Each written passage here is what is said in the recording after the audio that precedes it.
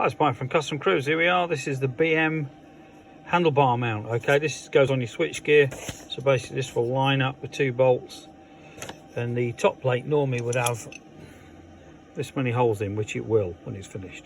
Okay, now the old system basically was like this, where you had a flat top plate pivoted here, you couldn't take it off. Now the new system, basically this will go in place of this.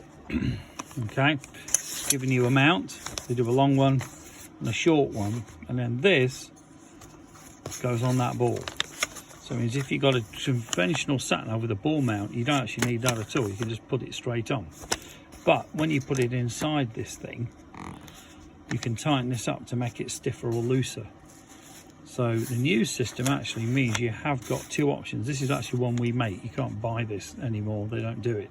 But this particular plate will have same number of holes as this for the amps or whatever it's called, you know, your standard mountings. Okay, you can also get, this is one that goes through a mirror mount on a BM. So basically I just go through your mirror, you can use this thing on there.